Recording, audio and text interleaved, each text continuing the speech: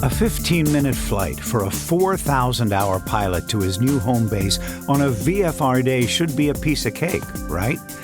But a new airplane, an unfamiliar airport, strong and gusty winds, and an unexpected runway closure was forcing the pilot to attempt a landing on a runway with a 60-degree crosswind, beyond the limit for his plane. Should he go for it or divert to another airport? Or was there a simpler solution? We'll find out on this episode of The Reider Report.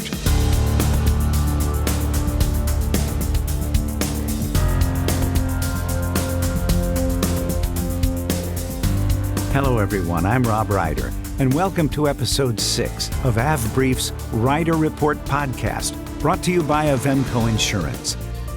My guest on today's program was heading to Fort Wayne, Indiana, his new home after completing an annual on his Cessna Cardinal. He'd gotten the ATIS and was ready to land into the wind on runway 14.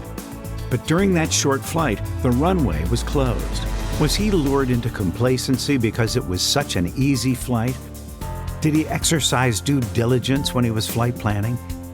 Randy Bolinger shares his cautionary tale right after this message from Avemco.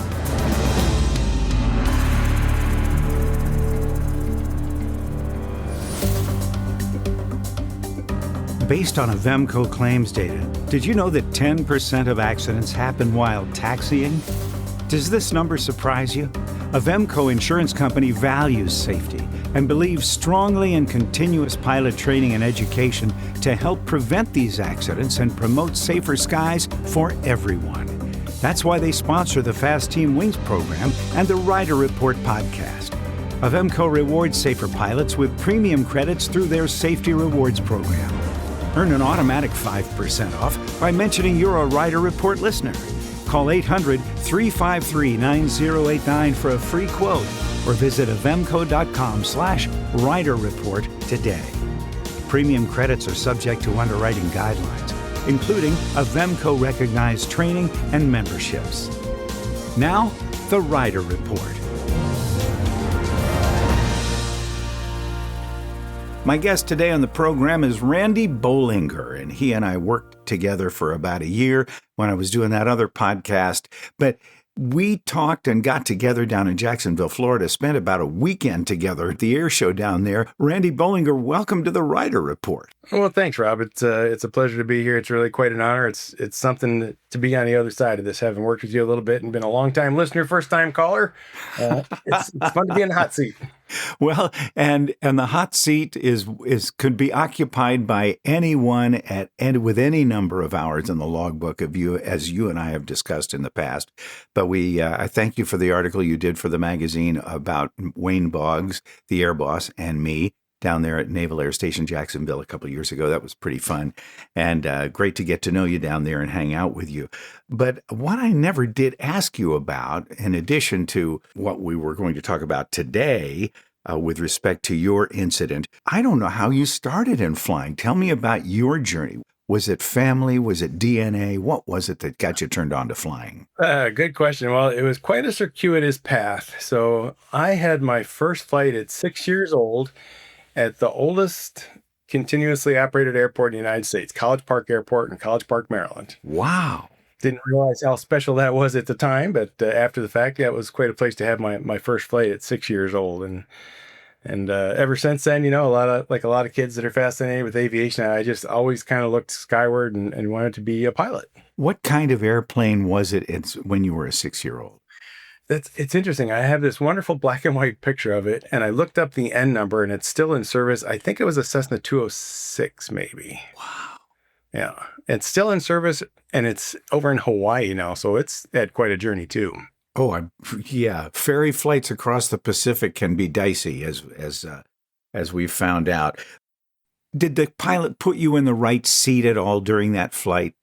I don't know. So I'm the little brother, so maybe my brother was sitting up front, and I might have been in the back. And I really don't remember the flight, and I'm glad I have this beautiful black and white picture of it to commemorate the occasion. But just ever since then, all I ever wanted to do was fly. But like a lot of people in aviation, I didn't have any aviators in my life. I didn't have an aviator. I didn't live near an airport. I couldn't get out to an airport. It was kind of a dream that just there was nobody to get me on a path to go to where I wanted to go, which was naval aviation. I had my sights set on being a naval aviator.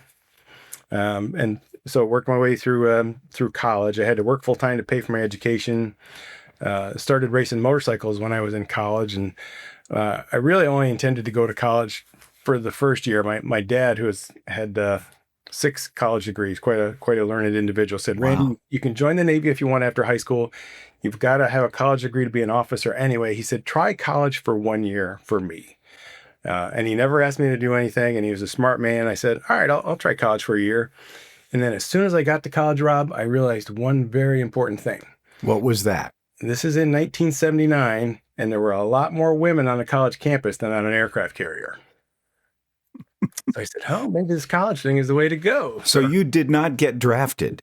I did not. Nope. Wow. Okay. But I didn't even get into the Navy. So I had to work full time to pay for my education. I was working in a motorcycle dealership and racing on the weekends. And that sort of became my first job was racing motorcycles. And then at the time when I decided, racing motorcycles is done, I'm 29 years old. That's a young man's sport. And, by then I already had more pins and plates and screws than your local Ace hardware store. What brand of motorcycle did you race? I raced Suzuki's and Yamaha's super bikes. And then I raced all sorts of things. I raced Jawa ice racers and all sorts of things on an off-road. But super bikes was kind of my niche, the knee dragging nonsense on a paved track. So that was kind of fun. Okay, so you were the kind of guy that we see sometimes in our Facebook reels or Instagram posts of guys getting thrown off motorcycles and wind up as a fetal position heap off to the side of the track. That's right. That's you? That's how you end up with pins and plates and screws. It's not the crash that hurt you. It's the sudden stop. Okay. So you decided the airplanes are a lot safer than motorcycles, aren't they? Yeah. So clearly I had that need for speed. And when I realized I was done with motorcycles, I walked into a flight school and I said, "I want to start flying and I want to start today." And they said, "All right, well, we're going to start with a weather lesson. The first thing I want you to do is go look out that window." So I went over to the window and I looked outside and he said, "Well, what do you see?" He said, "Well, I can't see a darn thing. There's a blizzard out there." He goes, "Exactly. We don't fly in the blizzard. That's your first lesson. Come back tomorrow." See ya. Okay. Did he charge you? No. That was a freebie. First lesson's free. Yeah. And you came back the next day and it was better? I did. I went back. So this was in Rochester, New York. I went back after the weather cleared and started flying. We did my private and right into instrument. And it was just a passion. And in fact, that's how my career has gone. The things I'm passionate about as a avocation become my vocation. So when I was very much into motorcycles, I worked in the motorcycle industry. I'm also a car enthusiast. And because I really wanted to work in aviation after I started flying, I didn't have the connections, Rob. I didn't know wonderful people in aviation like you. I didn't have any experience in aviation. I didn't have any connections to get into aviation. So what I did was I started taking jobs with companies that were sort of aviation adjacent, right? So I worked for Sea-Doo because they're a Bombardier company. I thought, well, maybe if I can, prove myself as a good and productive employee in the Sea-Doo side, maybe I can transfer over. You're talking about Sea-Doo personal watercraft. Right. It's owned by Bombardier. I did not know that. Yeah. And same thing, I went to work for Volvo in the auto industry because they have Volvo Aero. I thought, well, maybe this can be my pathway in. And it just so happens when I was at Volvo, Cirrus had got their $100 million investment from Crescent Capital. And one of the strings attached to that was they wanted to start bringing people in from the auto industry to ramp up manufacturing and do marketing and sales. And the person responsible from sales had come from Rolls-Royce. The people responsible for manufacturing came from Toyota. I was at the luxury auto manufacturer Volvo for marketing. And it just all kind of worked out at the right time. And I ended up working for a wonderful company at Cirrus. How long were you there, and did you see the development of the Vision Jet or just live through the 20 and 22s and the upgrades through that? Yeah, 20 and 22. So I was there early on. In fact, I was just telling someone the story today that when I was first at Cirrus and we're traveling across the country and getting handed off to different controllers, we'd have to explain what a Cirrus is, right? And now I defy you to find a ramp now that doesn't have a couple Cirrus parked on it somewhere. I mean, they're so ubiquitous. More than 10,000 beautiful aircraft out there, and they've really, been disruptive to the whole aviation industry. And I was just lucky to be there play a role in that early part of that. After Cirrus, what happened? After Cirrus, I got recruited to go to Columbia Aircraft. So, Columbia is very similar looking to Cirrus, a four-place composite. Manufacturing philosophy is very different on those two aircraft, the way they're built, but they look very similar on the ramp. At the time, my last year at Cirrus, we sold 721 aircraft. And I don't think even 20-some years later, they've never achieved that number again. Wow. But their competitor, Columbia, then Lance Air, had only sold 24 aircraft, the year before I got there. And so they were looking to turn that around and make it profitable, and they wanted an exit strategy. So they asked me if I would come in and, if I could turn it around and make it profitable. Their break-even point was 181 aircraft, and they only sold 24 the year before. So it was a bit of a monumental task, but I said, give me 24 months and let me do what I think we really need to do to get there. And, if we're not there in 24 months, I'll let myself out the door. And 24 months later, we were selling 187 aircraft, I think, and we sold it to Textron. Randy, that is very impressive indeed. But with all you did with the low-wing Cirrus and a low-wing Columbia and the other things that you've flown, your particular incident really had nothing to do with a low-wing aircraft. So what happened? Set us up. Give us a full report. Well, it's not a very dramatic story, Rob. A lot of the Reider report things, there's really heroic acts to save yourself and your passengers and live to tell the tale to help other aviators not make the same mistake. I don't have a harrowing tale, but it is a cautionary tale because, aviation is very unforgiving of complacency or whatever. Most things are caused by a chain of events, right? 50% of aircraft accidents are, pilot error that are the result of some sort of chain of events.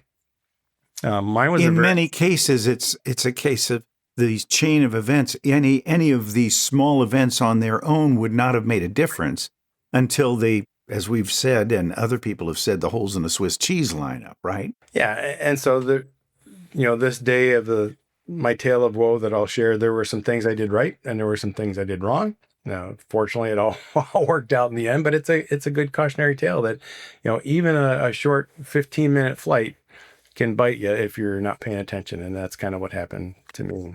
What year was it? It was in 2023, because we had just moved from my beloved Savannah, Georgia, to Fort Wayne, Indiana, here to be closer to my wife's family.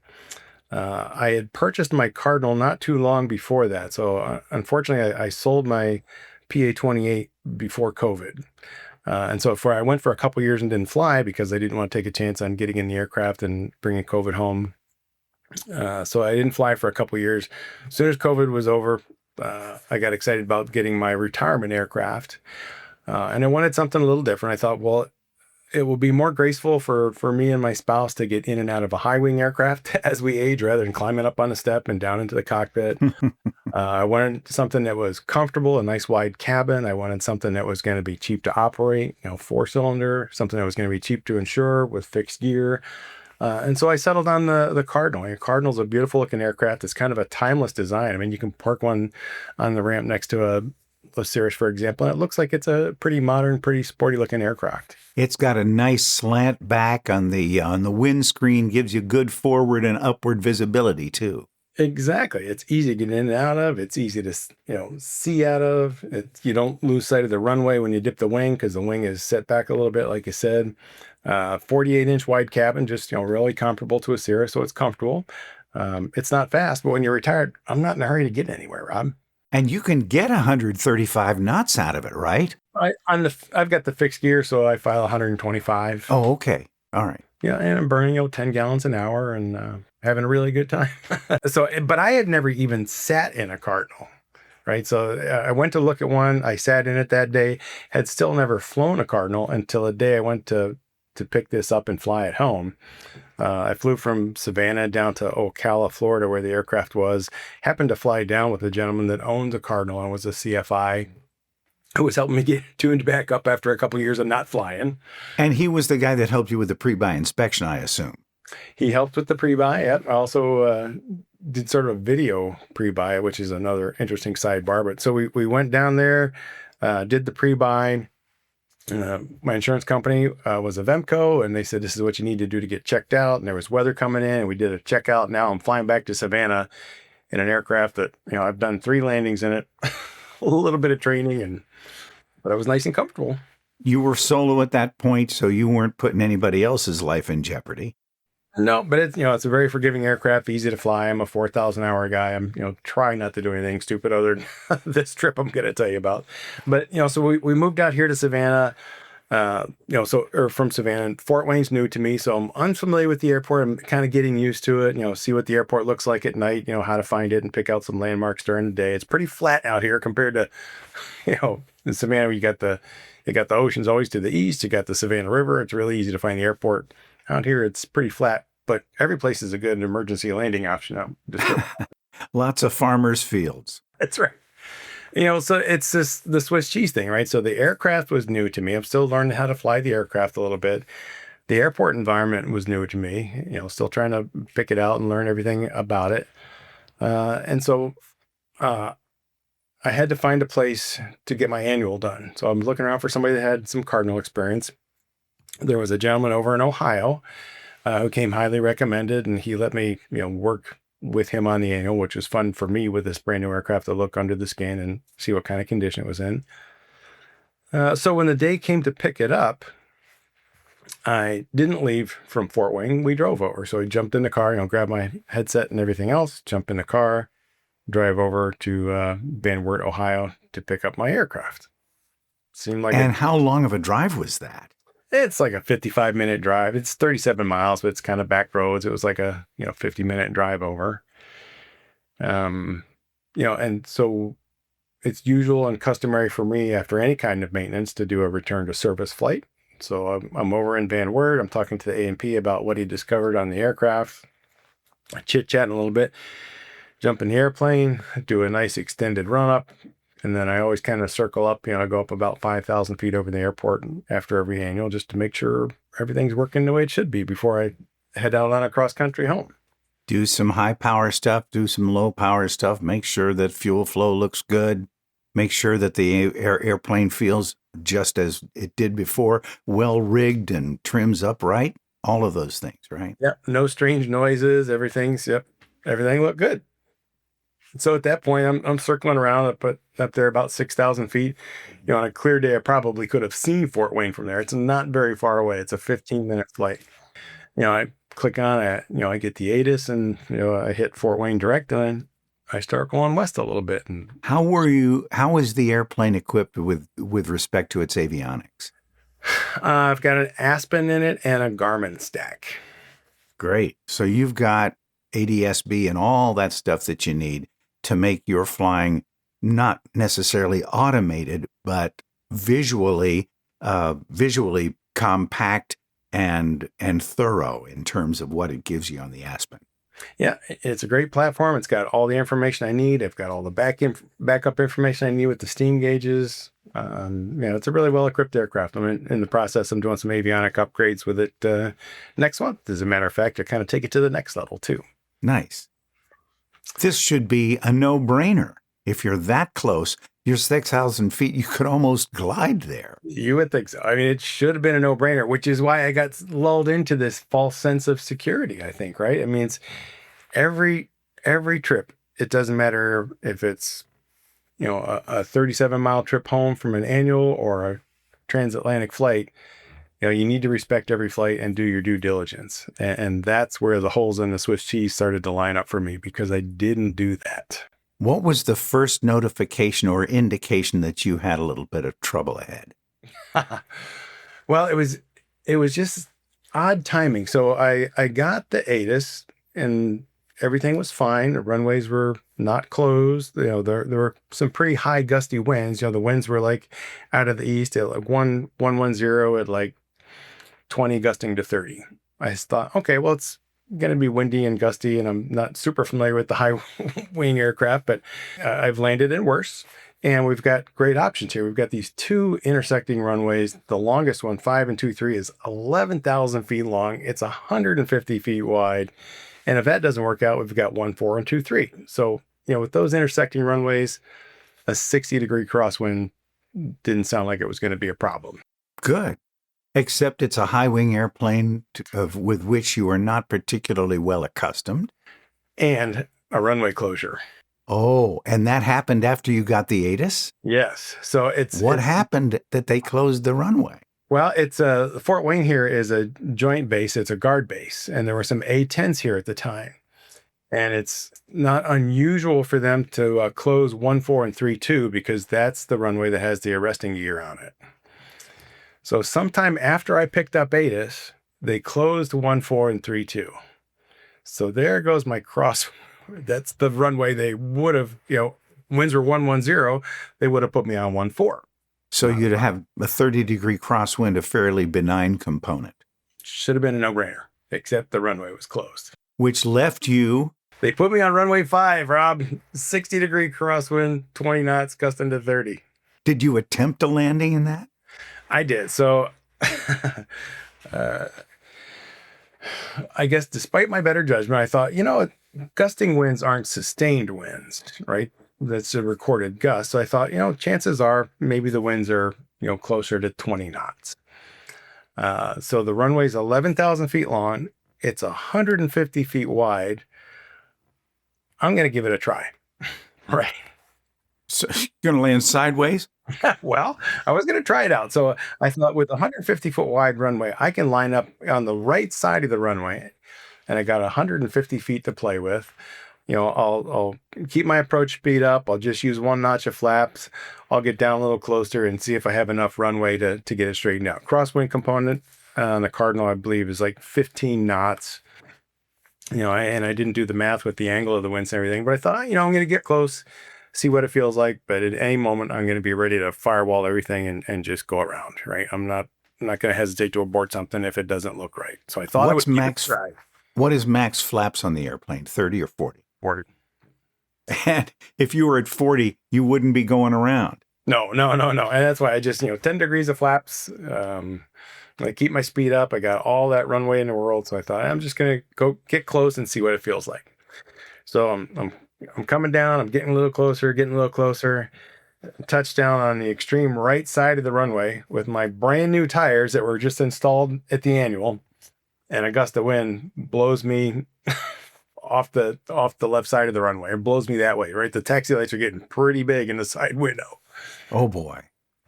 And I'm thinking, you know what? As the editor of Flying Magazine, I don't want to be the guy that wrinkles up an aircraft and makes a headline. So firewall everything, get up off the ground, get flying again. What did you tell the folks in the tower at that point? Well, so I'm going around and, the wind's already blowing me into a crosswind. And I'm trying to think, all right, so clearly I'm not going to attempt this again. Still sort of unfamiliar with the different airports around, but I knew I ought to be able to find an airport that had more favorable runway for the wind conditions. So I'm starting to, pull up some charts and hit the nearest and see what's got the better winds. And then the key to the microphone, the tower says, would you like runway 9er? I'm going, runway 9er? Why am I just hearing this? Why didn't I get that in the first place? So you didn't even know the runway existed? I didn't. If you look at the chart for Fort Wayne, you see these 2 huge intersecting runways, and you see this teeny tiny little 927 runway. But it's only 4,000 feet. And it's probably like 75 feet wide, only 4,000 feet, right? But compared to the 11,000 feet going the other direction, it looks like it's a taxiway, doesn't it? Yeah. And so, again, I'm new to the area. I've never heard anybody be cleared to land on 9 or 27. I've never heard anybody requested to land on it, to take off on it. It wasn't on my radar at all. Let's take a break. And when we come back, we'll get into what you learned, what you did right, what you did wrong, and share those things with all of us. We'll be right back. Not all aircraft insurance policies and premiums are the same. As the only direct writer in the market, Avemco never uses third-party insurance agents and instead connects you directly with an aviation underwriter in their Frederick, Maryland office, ready to solve problems and approve coverage based on what you fly and how you fly it. Avemco provides lightning-fast quotes, competitive rates, and personalized policies that are easy to read and tailored to you. Call 800-353-9089 for your free quote, or visit avemco.com/rider report. Don't forget to tell them you're a Rider Report listener and save 5%. Premium credits are subject to underwriting guidelines, including Avemco recognized training and memberships. Now, back to the Rider Report. We're back with Randy Bolinger, who learned some valuable lessons on a very short flight from Van Wert, Ohio, over to Fort Wayne International in his new Cessna Cardinal. A runway closer pointed out a mistake you made and a term you mentioned in the first part of the program with respect to what became obvious as inadequate pre-flight planning. That term is due diligence. I hadn't done a due diligence. I wasn't as familiar with the airport as I should have been to know that, all right, well, even if they closed 14 and 32, I can request runway 9, which would have just been, a 20-degree crosswind. Did you ever ask the folks in the tower why they didn't automatically offer you runway 9? No, I didn't. I probably should have. I know Fort Wayne is a training facility for air traffic controllers, and I don't know who was there at the time. It's not the job of air traffic control. It's their job to keep us safe.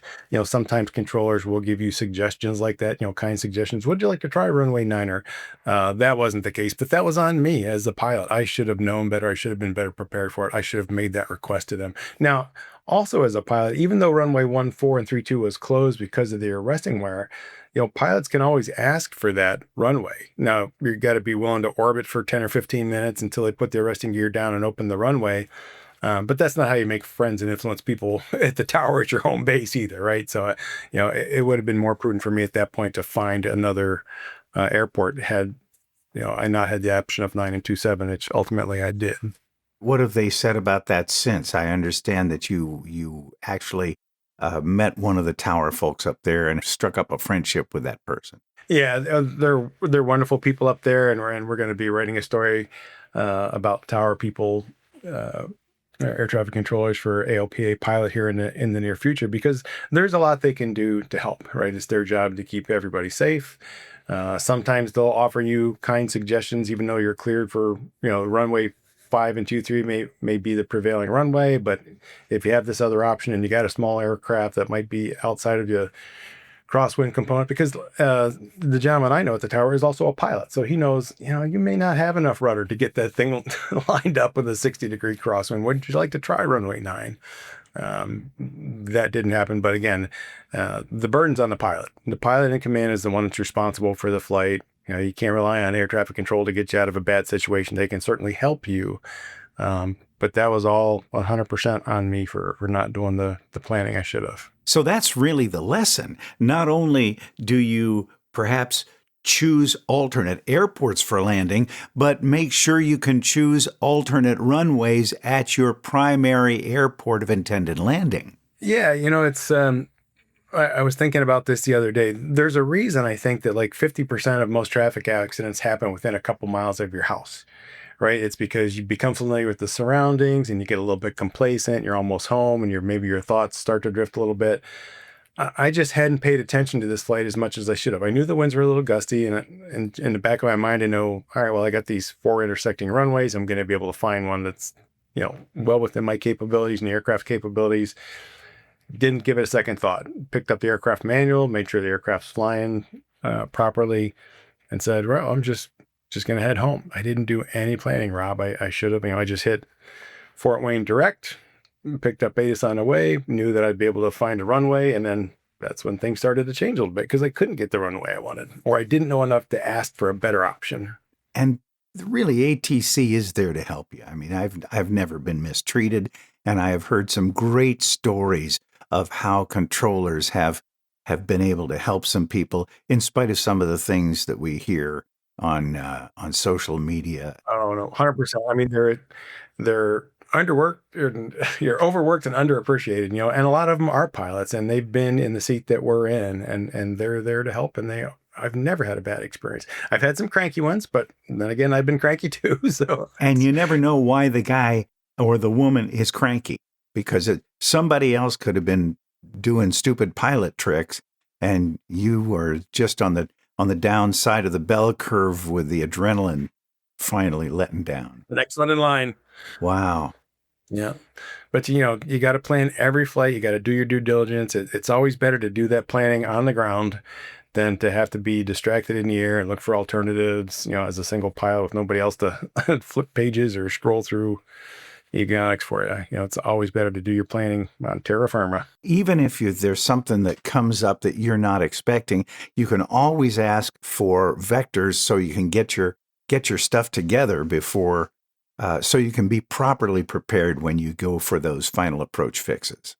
And that's another reason. So my aircraft doesn't have an autopilot. That's one of the upgrades I was just mentioned before is, had I wanted to take a little time to sort things out, I could have just, pointed it away from the airport, put on the autopilot, so I could put my head down and look for options. And but I didn't have an autopilot as an option either. So I still have to fly the airplane and then figure out what I'm going to do, which that's what pilots do. But, the better equipped, the more tools you have at your disposal, the less likely you are to get in trouble. Sounds good.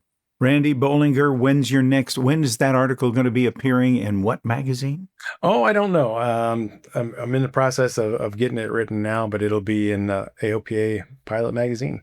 We'll be looking for it. Randy Bolinger, thank you very, very much for being on the podcast. Thanks for the opportunity, Rob, and thanks for what you do.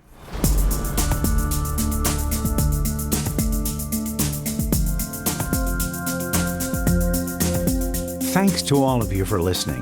Please tell your friends that we've changed the name of the program and that we really want them to join us for this new chapter in the same story sharing I've done for the last 5 years. We drop episodes every couple of weeks so you can hear the first-hand accounts of the flying lessons that sometimes only experience can teach. And if you've got a story that you'd like to share, I would love to hear it. Send me a synopsis or the whole story at my new email address, rob@avbrief.com. That's Rob, R-O-B, at avbrief, AVBRIEF.com. The Reider Report theme and commercial instrumental music for the podcast was written and performed by Rob Pottorff. For Avemco Aviation Insurance and avbrief.com, I'm Rob Reider. Catch you next time on The Reider Report.